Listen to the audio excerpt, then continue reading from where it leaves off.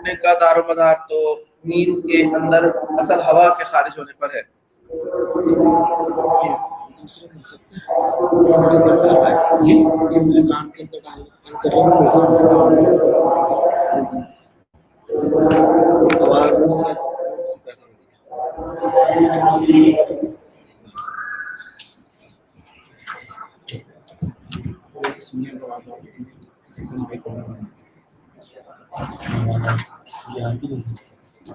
हाँ नहीं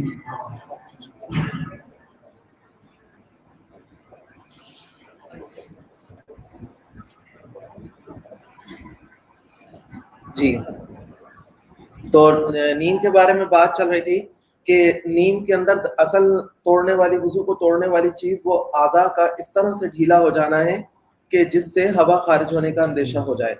तो हो सकता है कि हवा खारिज हो गई हो, तो इसके ऊपर मदार रखते हुए अहादीस मुबारक में नींद को वुजू तोड़ने वाला करार दिया गया। तो हमने देखना ही होता है कि वो कौन सी सूरतें हैं कि जिनमें हम इस तरह से सो गए हैं कि हमारे आज़ा और जोड़ ढीले पड़ गए होंगे। तो उनके अंदर डिटेल में बात आ रही थी। तो मसला जिक्र हुआ था कि कल हमने पढ़ लिया था कि अगर नमाज में बैठे बैठे या खड़े खड़े सो जाएं तो वुजू नहीं टूटता। कि ये बैठे बैठे या खड़े खड़े सोना, नमाज की हालत में बैठे बैठे सोने की बात हो रही है। ये ऐसे सोना है कि जिससे इंसान के आज़ा और जोड़ ढीले नहीं होते, उस पे इंसान का अपना कंट्रोल बाकी रहता है। आगे मसला था कि अगर सजदे में कोई सो जाता है तो मर्द है या मर्दों की तरह से सजदा किया गया है, तो तब तो इंसान का कंट्रोल बाकी रहता है, वुजू नहीं टूटता। औरत ने सजदा किया है या किसी मर्द ने औरत की तरह से सजदा कर लिया है, तो वहां पर आज़ा पर कंट्रोल खत्म हो जाता है और इंसान का जोड़ ढीले पड़ जाते हैं, इसलिए उस हालत में सोने से वुजू टूट जाता है। उसके बाद बात थी कि नमाज से बाहर अगर कोई बैठे बैठे सोता है तो वहां पर अपनी सुरीन को दबा ले या दीवार वगैरह की, और साथ में किसी दीवार वगैरह से किसी चीज से टेक भी ना लगाए, तो फिर वुजू नहीं टूटता। मसला, बैठे हुए नींद का ऐसा झोंका आया कि गिर पड़ा, तो अगर गिरकर फौरन ही आंख खुल गई हो तो वुजू नहीं गया।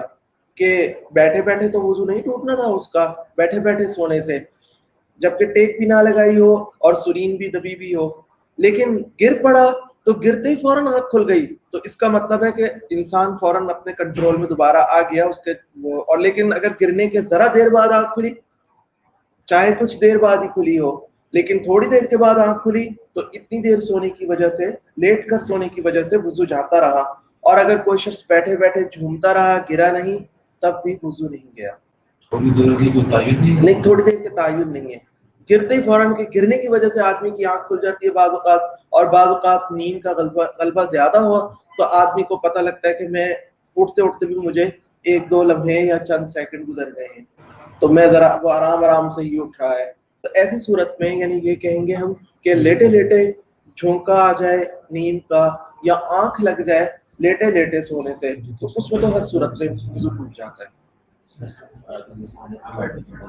जी चौकड़ी मारकर बैठे बैठे की सूरत में टेक नहीं लगी हुई पीछे, और साथ में यानी इंसान अपने आप पर गौर कर सकते हैं कि इंसान के हवा खारिज होने की जगह दबी भी है, कि वो ऐसा नहीं है कि यानी मतलब जैसे एक टांग उठा के बैठ कर सो रहा होता है, तो ऐसे नहीं बैठा हुआ, तो इस सूरत में फिर वुजू नहीं टूटेगा। चौकड़ी मारकर बैठे बैठे सोने से वुजू नहीं टूटेगा, जबकि पीछे टेक ना लगे। अगर पीछे टेक लगाई भी है तो तब भी यानी इंसान के आधा और जोड़ ढीले पड़ जाते हैं।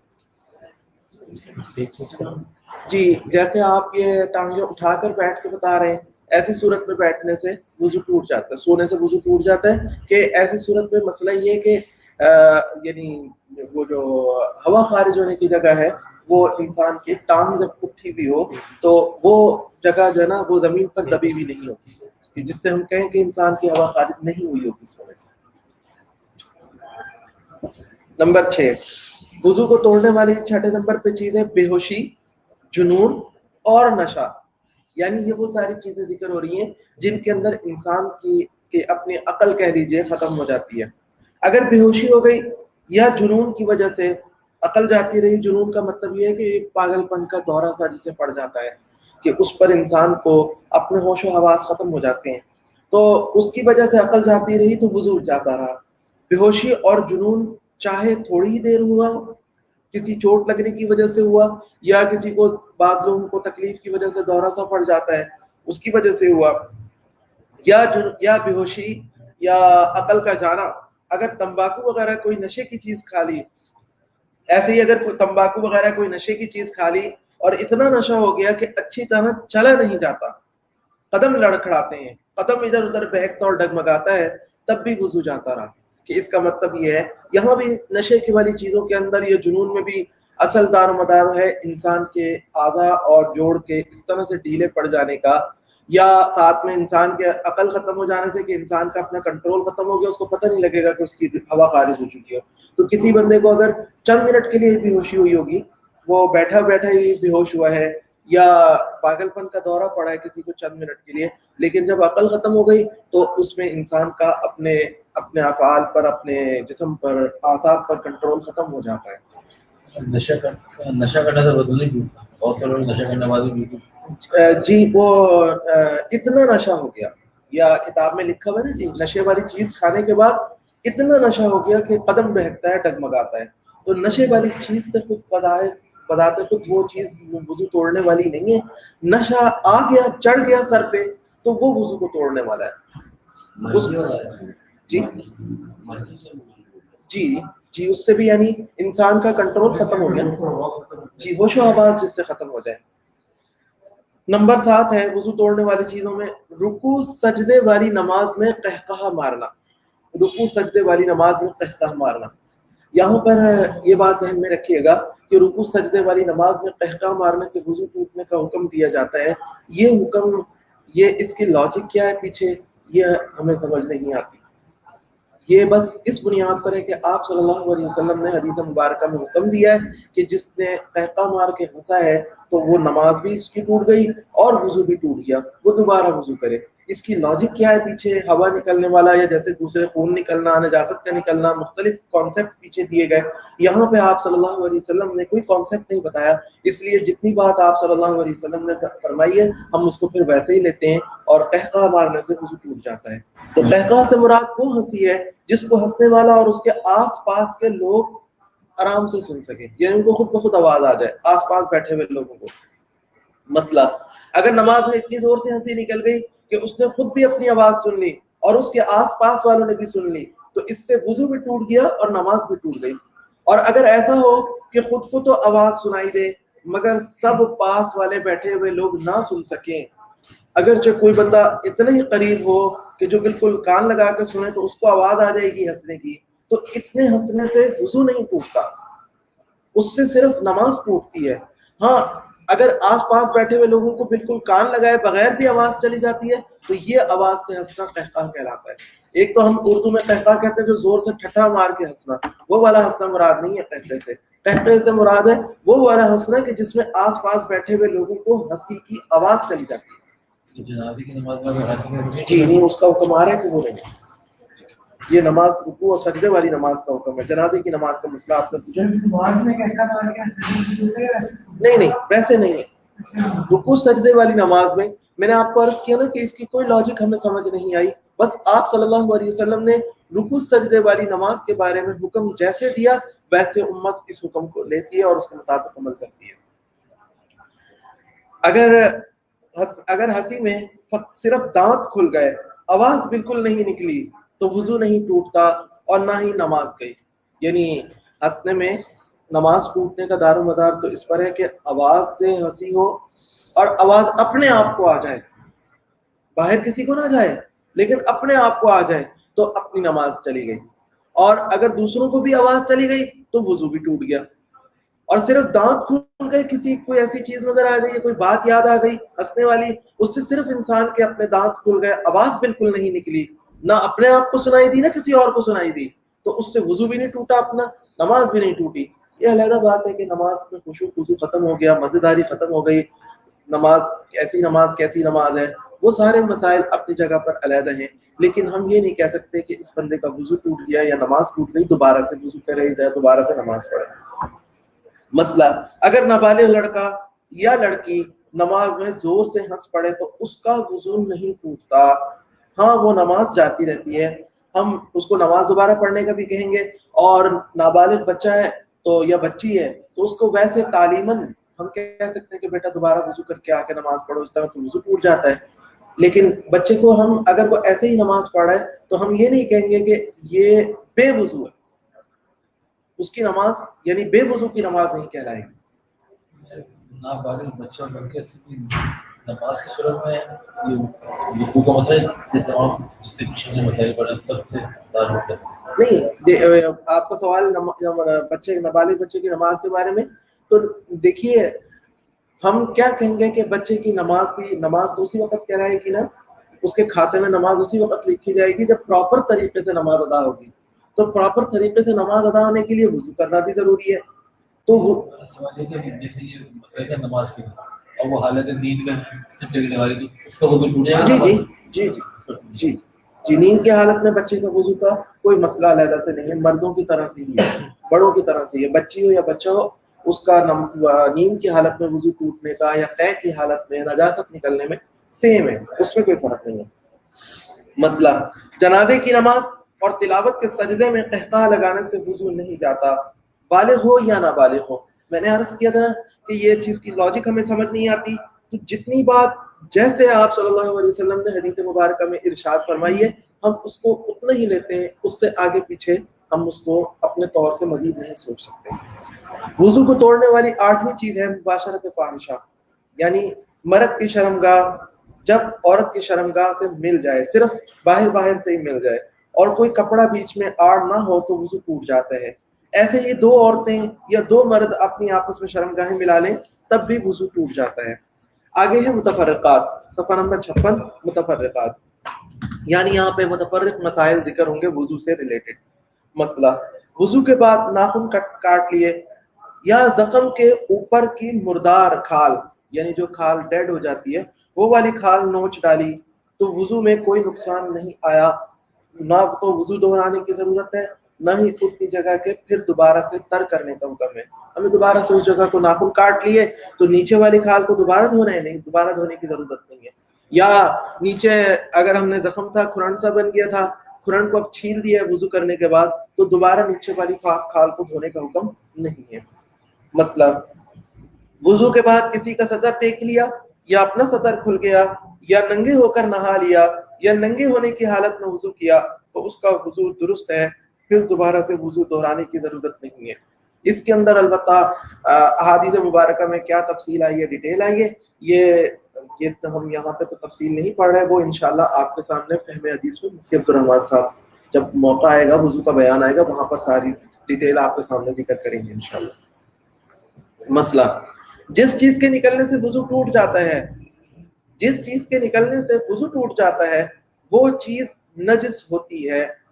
جسم کے اندر سے جو چیز نکلنے پر ہم کہتے ہیں کہ وضو ٹوٹ گیا, یہ چیز باہر نکلنے پر, خواہ وہ قے ہے یا وہ انسان کے آگے پیچھے کے راستے سے کچھ نکلے, یا خون ہے, کچ پیپ ہے, لہو وغیرہ ہے, کوئی بھی چیز ہے, کچ لہو ہے, پیپ ہے, یعنی کوئی بھی چیز کہیں سے بھی نکل رہی ہے, بیماری سے نکلنے والا پانی ہے, جس حالت میں اس کے اوپر ہم حکم لگائیں گے وضو ٹوٹ گیا, اس حالت میں ہم اس چیز کو نجاست بھی کہیں گے. وہ اگر کسی پاک جگہ پہ لگ جائے گی, کپڑے پر لگ جائے گی, تو اس کا مطلب ہے کہ ہمیں اس جگہ کو دھونا بھی پڑے گا, یہ نجاست لگ گئی ہے. اور جس چیز سے وضو نہیں ٹوٹتا, اتنا تھوڑا سا نکلا ہے, جس کے نکلنے پر ہم نے پیچھے ڈیٹیل پڑھی کہ جہاں جہاں پہ ہم کہتے ہیں قے ہے تھوڑی سی, اتنی تھوڑی سی ہے, اس کے نکلنے سے وضو نہیں ٹوٹا, تو وہ قے نجس بھی نہیں ہوتی. وہ اگر کہیں کپڑے پر لگ گئی تو اس کپڑے کو دھوئے بغیر اگر ہم نے نماز پڑھ لی, ویسے تو دھو لینا چاہیے, لیکن اگر ہم نے نماز پڑھ لی, نماز پڑھنے کے بعد دیکھا کہ اوہ یہ تو لگی رہ گئی, تو ہماری نماز ہو گئی, کپڑے پر نجاست لگنا شمار نہیں کریں گے. اس میں ہم دیکھتے ہیں مزید تفصیل کہ جس چیز کے نکلنے سے وضو ٹوٹ جاتا ہے وہ چیز نجس ہوتی ہے, اور جس سے وضو نہیں ٹوٹتا وہ نجس بھی نہیں. تو اگر ذرا سا خون نکلا کہ زخم کے منہ سے بہا نہیں, یا ذرا سی قے ہوئی, منہ بھر کر نہیں ہوئی, تو یہ خون اور یہ قے نجس نہیں ہے. اگر کپڑے یا بدن میں لگ جائے تو اس کا دھونا واجب نہیں ہے. بہت سی مرتبہ قے تو خیر تھوڑی سی وہ ہو ہی جاتی ہے, کبھی کہیں تھوک ذرا سا نکل کے کپڑے پہ اگر لگ گیا, تو ایسی حالت میں جب تھوڑی سی قے ہوئی ہے کہ منہ بھر کر نہیں تھی, تو وہ اگر لگے لگے ہم نے نماز پڑھ لی تو ہماری نماز ہو گئی. بہت سی مرتبہ ایسا بھی ہوتا ہے کہ خون یعنی زخم کھال چھل گئی ہے اوپر سے, ہاتھ پہ کھال چھل گئی ہماری, بازو پہ یا ٹانگ پہ گھٹنے پہ رگڑ لگ جانے کی وجہ سے کھال چھل گئی ہے, لیکن اس کو اگر ہم دیکھتے ہیں, کھول کر دیکھتے ہیں, گھٹنے کو دیکھتے ہیں تو وہاں پر خون بہنے والا نہیں ہے, وہاں سے پانی نکل کر بہنے والا نہیں ہے, صرف خراش آئی ہے. تو جب اوپر سے خراش آ جاتی ہے تو نیچے تو تری ہوگی, لیکن وہ تری بہنے والی نہیں ہے, وہ صرف یوں ہی اپنی جگہ پر ہی رکی ہوئی ہے, ہم دیکھتے رہے کہ نہیں نکل کے بہ رہی. تو وہ اب اس کا مطلب یہ ہے کہ وہ تری جو اپنی جگہ کے اندر موجود ہے, یہ تری نے جب ہمارا وضو نہیں توڑا تو یہ تری خود نجاست بھی نہیں ہے, اب وہ ہماری شلوار کے ساتھ لگ رہی ہے, چونکہ نکل کر بہنے والی نہیں ہے, شلوار پہ لگ رہی ہے, نشان بھی آ رہا ہے, تو اس سے وضو بھی نہیں ٹوٹ رہا, کپڑا بھی نجس نہیں ہو رہا. جب اس سے وضو نہیں ٹوٹ رہا تو کپڑا بھی نجس نہیں ہو رہا. ہاں اگر وہ خود بخود نکل کر بہنے والی بن جاتی ہے, وہ اس طرح سے ہے کہ نکل کر بہ رہی ہے, تو پھر تو وضو بھی ٹوٹے گا, وہ کپڑا بھی دھونا پڑے گا. جی آپ میرا سوال کریں. ہماری جیسے نکلنے والی جانور ہے, ہم جا رہے تھے بٹ کر دی جانور نے, نہیں وہ مسئلہ ہے, وہ مسئلہ ہے. مسئلہ ہو رہا ہے کہ آپ کے اپنے کپڑے میں آپ کے اپنے کہیں پہ رگڑ لگ جاتی ہے, اگر بازو پہ کونی پہ لگ گئی رگڑ, خراش آ گئی, گھٹنے پہ جیسے بچوں کے یا لڑکوں کے زیادہ تر ہو جاتی ہے کہ موٹر سائیکل پہ یا بھاگتے دوڑتے لگ جاتی ہے, خراش آ جاتی ہے, تو وہاں پہ خراش آنے سے صرف کھال اوپر کی چھل جاتی ہے, اندر رطوبت نظر آ رہی ہے, لیکن وہ رطوبت اپنی جگہ پر رکی ہوئی ہے. اس کو اگر آپ انگلی لگا دیتے ہیں, ہاتھ لگا دیتے ہیں, تو آپ کے ہاتھ پر یا کپڑے پر ہلکی سی رطوبت آتی ہے, ورنہ وہ اپنی جگہ سے باہر نکلنے والی نہیں ہے, وہ بالکل رکی ہوئی ہے. تو وہ جو آپ کے کپڑے کے اوپر یا ہاتھ کے اوپر لگ رہی ہے رطوبت, اس سے وضو بھی نہیں ٹوٹ, اس سے نہ, چونکہ وضو نہیں ٹوٹ رہا اس لیے اس رطوبت سے آپ کے کپڑے بھی ناپاک نہیں ہو رہے, نجس نہیں ہو رہے. بہت سی مرتبہ انسان کو بازار میں جاتے ہوئے پھر بار بار دھونا یا شلوار کا اس حصے کو دھونا مشکل ہوتا ہے, تو ایسی نماز پڑھنے کا کوئی مسئلہ نہیں, نماز اس کی ہو رہی ہے. وہ ذرا وہ علیحدہ مسئلہ ہے, وہ آگے اپنی جگہ پر علیحدہ سے آ رہا ہے. اچھا جی.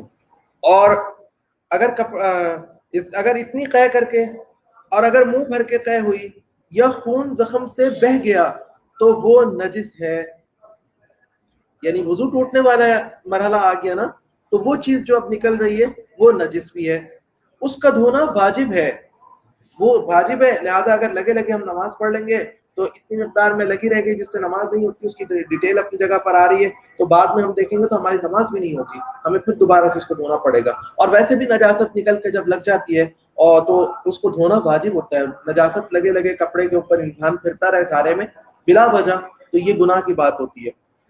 تو اگر اتنی قے ہو چکی ہے منہ بھر کے یعنی, اور پھر انسان نے پانی لینے کے لیے ہاتھ میں لینے کے بجائے کٹورے یا لوٹا یا گلاس جو بھی تھا اس کے اندر پانی تھا کلی کرنے کے لیے, اسی کو منہ لگا لیا, تو ابھی تو ہمارے ہونٹ, منہ, دانت وغیرہ یہ ساری چیزیں نجس ہوئی ہیں نجس چیز کے نکلنے کی وجہ سے, تو وہ گلاس بھی نجس ہو گیا, وہ کٹورا بھی نجس ہو گیا, یا وہ لوٹا ہے جس کو ہم نے منہ لگا لیا وہ بھی نجس کر دیا ہم نے. تو اس لیے کلی کرنی ہو تو کلی کرنے کے لیے برتن کو ناپاک نہ کریں, بلکہ پہلے ہاتھ میں یا چلو میں پانی لے کر پھر ہم اس کے بعد کلی کریں, تاکہ وہ برتن یا اور گھر کی چیزیں وغیرہ ان کو نجس نہ کریں. مسئلہ, چھوٹا بچہ جو دودھ ڈالتا ہے جی, پھر اس کو پاک کرنے کا طریقہ وہی نارمل طریقہ ہے, وہ آگے ڈیٹیل آ جائے گی کہ نجس کپڑوں کو یا برتنوں کو کیسے پاک کرتے ہیں, وہ نا آگے نجاستوں کا بیان آگے الگ سے تفصیل سے آ رہا ہے. مسئلہ, جو چھوٹا بچہ دودھ ڈالتا ہے, بچے فیڈر پیتے پیتے یا دودھ پیتے پیتے الٹی کر دیتے ہیں, تو اس کا بھی یہی حکم ہے. اس میں چھوٹے بچے کا بڑے بچے کا فرق نہیں ہے, منہ بھر کر قے کرنے کا حکم. منہ بھر کر قے کرنا, چاہے چھوٹے بچے نے اپنے اعتبار سے اپنے منہ کے اعتبار سے بھر کر کی ہے, عورت کو پتہ لگ رہا ہے تو منہ بھر کر نہ ہو تو نجس نہیں ہے, جب منہ بھر کر ہو تو نجس ہے. اب اور کسی عورت کی گود میں الٹی کر دی بچے نے, منہ بھر کر عورت کو لگ رہا ہے کہ یہ بچے کے منہ بھر کر آئی ہے, تو اس کو دھوئے بغیر اگر عورت نماز پڑھ لے گی تو عورت کی نماز نہیں ہوگی, وہ تو نجاست تھی. نہیں, عورت کا وضو تو ہوا, وہ عورت کا وضو نہیں ٹوٹے گا, لیکن اپنے کپڑوں میں یہ نماز کی جو شرطیں آگے جا کے جب ہم ڈیٹیل سے دیکھیں گے نا تو وہاں پر یہ بھی آئے گا کہ آپ کے کپڑے بھی پاک ہونا جس چیز سے. تو یہاں پر ابھی یہ بات آ رہی ہے, الٹی اور قے کا بیان آ گیا نا, تو قے اگر بچے کا منہ بھر کر ہے, دودھ جو اس نے نکالا ہے وہ منہ بھر کر نکالا ہے تو وہ اتنا ہے, تو اس کا مطلب ہے کہ خالی پہنچ دینا یا کپڑے سوکھ گئے تو اس کو نماز پڑھ لیں, اس سے نماز نہیں ہوگی. مسئلہ اگر وضو کرنا یاد ہے کسی کو لیکن اس کے بعد وضو ٹوٹنا اچھی طرح سے یاد نہیں آ رہا, صبح کا کیا ہوا ہے مثلا ظہر کی نماز پڑھنی ہے تو اب یاد نہیں آ رہا, پتہ نہیں ٹوٹا تھا نہیں ٹوٹا تھا, تو وضو باقی سمجھیں گے ہم, اسی سے نماز درست ہے. لیکن دوبارہ وضو کر لینا بہتر ہے, لیکن کوئی نہیں کرتا, اگر بہتر پر عمل نہیں کرتا, جلدی ہے یا کوئی مشکل ہے کسی وجہ سے, جب ٹوٹنا یاد نہیں ہے تو ہم وضو برقرار سمجھیں گے, نماز پڑھ لی تو ہو گئی.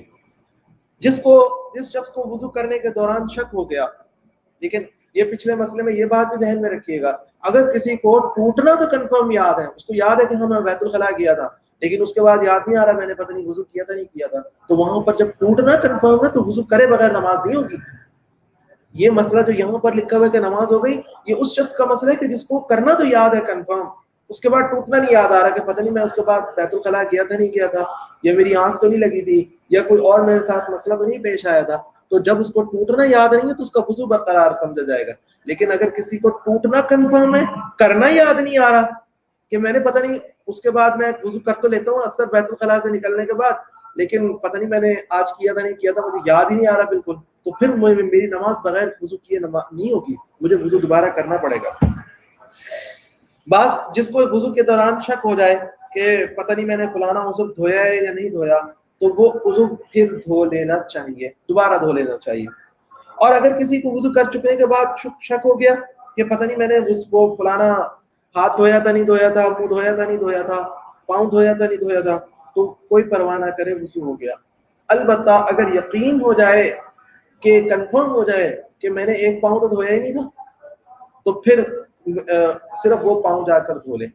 لیکن یہاں پر یہ بات بھی ذہن میں رکھیں کہ بعض اوقات بعض لوگوں کو تکلیف ہو جاتی ہے, وہ ان کو یہ بیماری کے اندر آنے لگتا ہے کہ ان کو بار بار شک ہونے لگتا ہے.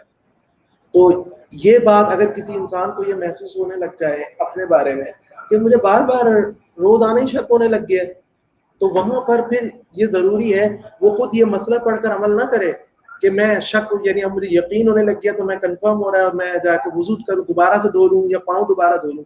اس کو چاہیے کہ ایک دفعہ جا کر کسی اچھے ڈاکٹر سے مشورہ کر لے, سمجھدار دیندار ڈاکٹر سے مشورہ کر لے کہ کہیں میں تکلیف والے حصے میں تو نہیں جانا شروع ہو گیا, مجھے کوئی بیماری تو نہیں لاحق ہونا شروع ہو گئی, کہ جس کو شک کی بار بار شک کی بیماری پیدا ہو جاتی ہے.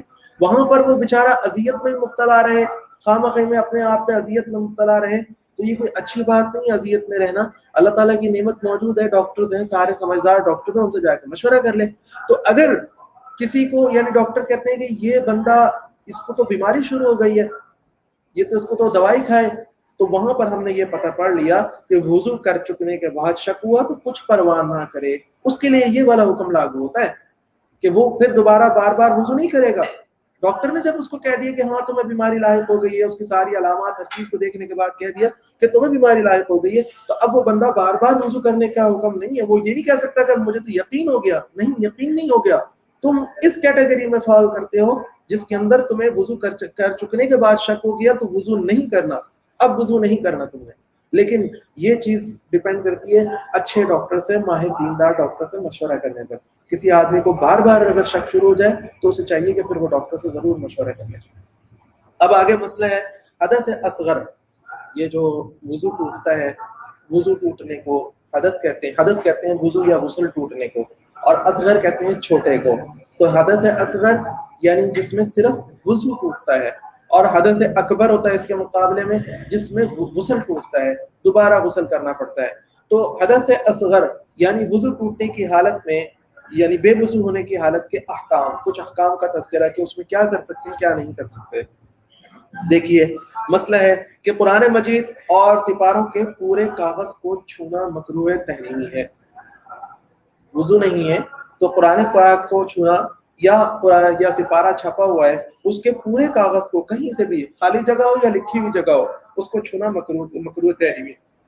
خواہ اس جگہ کو چھوئے جہاں آیت لکھی ہے یا اس جگہ کو چھوئے جو سادہ ہے.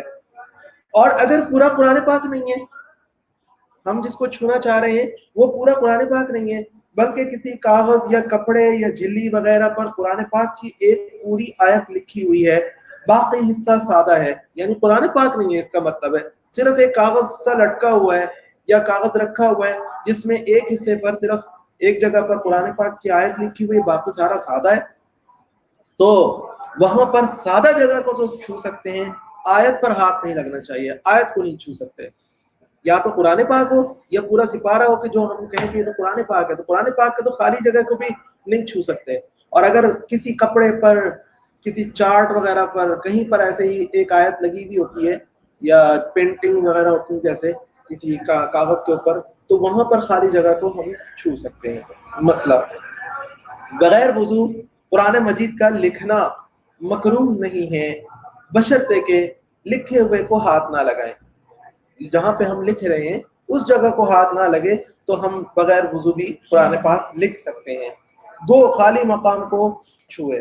یہ امام ابو یوسف رحمہ اللہ کا قول ہے، یعنی مگر امام محمد رحمہ اللہ کے نزدیک خالی مقام کو بھی چھونا جائز نہیں، اور اس میں احتیاط زیادہ ہے. اور جہاں پر بھی علماء کا اختلاف آتا ہے، جہاں پر بھی علماء کا اختلاف آتا ہے تو احتیاط پر عمل کرنا اور اختلاف سے بچنا یہ ضابطہ ہوتا ہے کہ آپ بچیں. ایک عالم اگر آپ کو کہہ رہے ہیں کہ یہ چیز آپ کے لیے جائز ہے، ایک عالم کہہ رہے ہیں کہ یہ چیز جائز نہیں ہے، تو اس کا یہ مطلب نہیں ہے کہ ہمیں جواز کا سرٹیفکیٹ مل گیا اب ہم بے دھڑک کرتے رہیں. تقویٰ، طہارت، نیکی اور پرہیزگاری کا تقاضا یہ کہ آپ احتیاط کریں. جو امام، اگر ہمیں امام ابو یوسف رحمہ اللہ کہہ رہے ہیں کہ ہم قرآن پاک کو اگر خالی جب ہم لکھ رہے ہیں تو خالی جگہ کے اوپر ہاتھ رکھ رہے ہیں، آیت لکھ رہے ہیں، لکھی ہوئی جگہ پر ہاتھ نہیں لگا رہے، تو ہم یہ چھونا جائز ہے. لیکن وہ یہ تو نہیں کہہ رہے کہ آپ ضرور ایسا کریں، آپ نے خبردار جو آپ نے وضو کر کے لکھا، یہ تو نہیں کہہ رہے. وہ کہہ رہے اگر ایسے لکھ لیں گے تو گنجائش ہے. اور امام محمد رحمہ اللہ کیا کہہ رہے؟ نہیں، آپ کے لیے یہ بھی جائز نہیں ہے، گناہ کی بات ہے. تو احتیاط پھر کیا پہلو ہے؟ احتیاط والا پہلو کیا ہے؟ بھائی بچ جائے. ہمارا اس میں کیا مسئلہ ہے کہ ہم اگر ضرور یہ کریں؟ ہاں کبھی کوئی مجبوری آ گئی، کوئی مسئلہ آ گیا، کسی نے کر لیا تو یہ ایک علیحدہ بات ہے. لیکن ہمارے اپنا تقویٰ، طہارت، پرہیزگاری کا تقاضا یہ ہے کہ ہم پھر وضو کر کے ہی لکھیں اگر ہم نہیں یہ لکھ رہے ہیں. تو یہ ضابطہ ذہن میں رکھیے گا. بہت سی مرتبہ لوگ نا اس کو الٹ لے لیتے ہیں. وہ کہتے ہیں ایک امام جائز تو کہہ رہے نا، ایک عالم جائز تو کہہ رہے نا، دوسرے اگر منع کریں یہ جائز تو کہہ رہے نا، چلو جائز والے کی بات کو لے لو. نہیں، دیکھیے کہ پھر تقویٰ کہاں گیا، طہارت و پرہیزگاری کہاں گئی؟ کہ جو ہمیں بس اس بات کے ہم پیچھے پڑ جائیں، کہیں سے بھی کوئی بات غلطی، یعنی کہیں سے کوئی جائز بات بس مل جائے ہم فوراً اس کے پیچھے بھاگیں گے، اس کے پیچھے لگیں گے.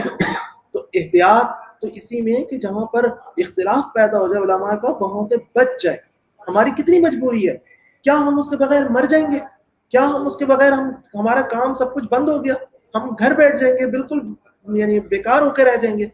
تو ہمیں یہ ضابطے کو اپنانا چاہیے. تو خیر بات تھوڑی دوسری طرف نکل گئی. آگے ہے مسئلہ ایک آیت سے کم کا لکھنا اگر پڑ جائے بے وضو ہونے کی حالت میں تو یہ مکروہ نہیں ہے. یہ امام ابو یوسف رحمہ اللہ کے، یہ امام محمد رحمہ اللہ کے نزدیک بھی مکروہ نہیں ہے. جبکہ ہمیں کسی کتاب وغیرہ میں لکھنا ہو، اگر قرآن پاک لکھنا ہو، کوئی کاتب ہے تو وہ قرآن پاک لکھ رہا ہے تو پھر بغیر وضو کے ایک آیت سے کم کا لکھنا بھی جائز نہیں ہے. مسئلہ نابالغ بچوں کو حدث اصغر کی حالت میں یعنی بے وضو ہونے کی حالت میں قرآن مجید کا دینا اور چھونے دینا مکروہ نہیں ہے. بچے اگر پڑھنے آ جاتے ہیں مدرسے میں، ویسے ان کو ہم تعلیم کے لیے بچوں کو سمجھائیں کہ بچوں کو قرآن پاک بغیر وضو کے نہیں پکڑنا چاہیے، تو یہ ایک اچھی بات ہے، عادت ڈالنی چاہیے تاکہ بالغ ہونے کے بعد بھی وہ لاپرواہی کا مظاہرہ نہ کریں. لیکن اگر سردی ہے، کوئی بھی موسم ہے، کسی بھی وجہ سے کوئی بچہ آ گیا چپ کر کے آ کے پڑھ رہا ہے، تو ہم اس کے اوپر ویسے سختی نہیں کر سکتے. ہمیں سمجھانا تو چاہیے، اس کو عادت تو ڈالنی چاہیے، لیکن اگر پڑھ رہا تو ہم یہ نہیں کہیں گے کہ جیسے بڑے کو ہاتھ لگانے دینے سے ہم روکیں گے کہ یہ کیوں آپ کر رہے ہیں. ان کو سمجھائیں گے، ہم سختی کے ساتھ بھی سمجھائیں گے. تو یہاں پر ہم کچھ سختی کے ساتھ نہیں سمجھا سکتے. مسئلہ کوئی شخص بے وضو ہو، جی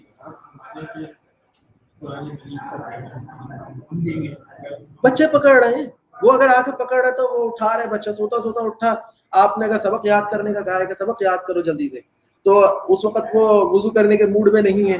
اب آپ بھی سمجھتے ہیں کہ چلو اس ٹائم درگزر کرو، بچہ ہے ذرا اس کو یہاں پہ کریں گے, پہلے ہی صبح آپ نے اٹھا لی ہے, تو وہ اگر اٹھا رہا ہے قرآن پاک پکڑ رہا ہے تو اس کو پکڑنے دے دیں, اس کو منع نہ کریں سب چیزیں.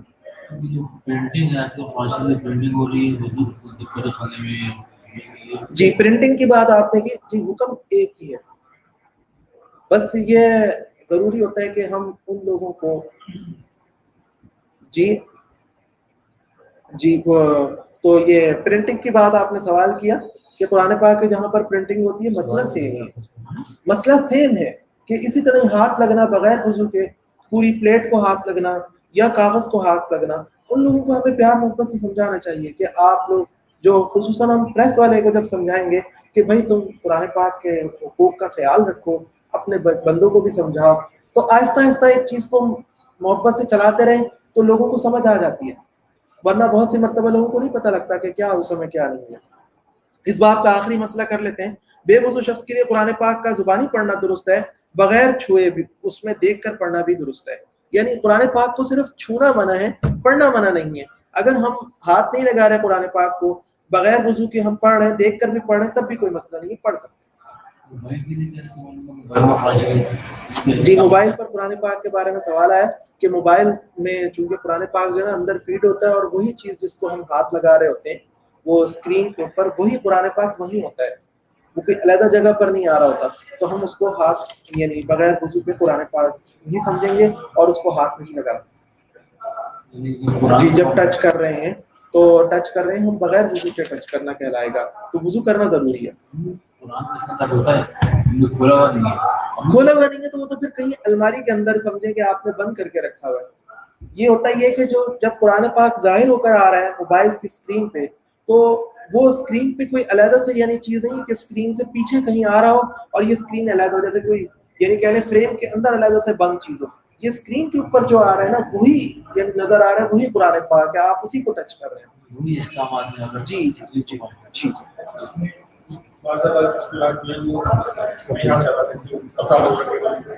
ایک منٹ, جی جی بتائیں.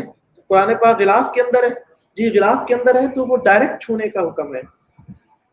جی اس کو اٹھا سکتے ہیں کیونکہ غلاف جو ہے نا جی جو ساتھ یعنی یہ کہنے کہ فکس غلاف نہیں ہوتا, چھپا ہوا نہیں ہوتا, یعنی ساتھ اس کو یعنی کہنے سی کے چولی وغیرہ نہیں بنایا ہوتا, علیحدہ سے بنایا ہوتا ہے. وہ اسی لیے چڑھایا جاتا ہے تاکہ خواتین ہوں یا مرد ہوں یا بچے ہوں وہ بغیر وضو اس کو چھو سکیں.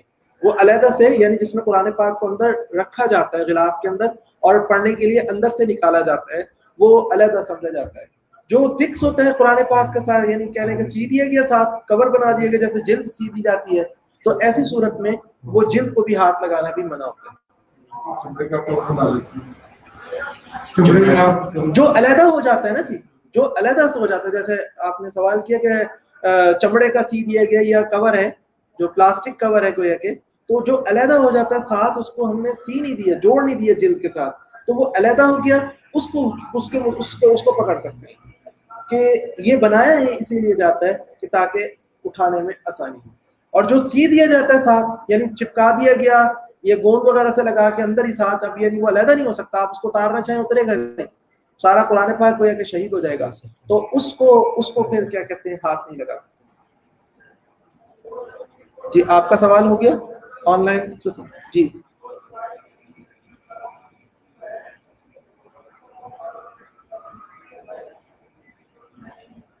جی ٹیک لگانے کی بات آئی نا جی, تو ٹیک کسی بھی چیز سے لگائی جائے اس سے مجھے ٹوٹ جاتا ہے. چوکڑی مار کے بیٹھ کے کہاں پر, لیکن ٹیک کس پہ لگائیں گے پہلے یہ بتائیں. یعنی کوہنی جو آپ نے کہا اپنی ٹانگ پہ. جی سوال آیا کہ چوکڑی مار کر بیٹھے اور اپنی ٹانگ پر ہی کوہنی رکھ کے سو گئے, تو اس سونے میں یعنی بہتر یہ ہوگا میں کل آپ کو دیکھ کر دوبارہ بتاتا ہوں. میں انشاءاللہ کل اس کو دوبارہ بتاتا. اس طرح سے میں نے دیکھا تو تھا ایک دفعہ, مجھے ذہن میں تو یہی آ رہا ہے کہ وضو نہیں ٹوٹتا, لیکن بہتر ہے کہ میں کل کنفرم ایک دفعہ دوبارہ دیکھ لوں, پھر میں آپ کو بتا دوں. میں انشاءاللہ اس کو کل گزارش کرتا ہوں. بدل جاتے ہیں.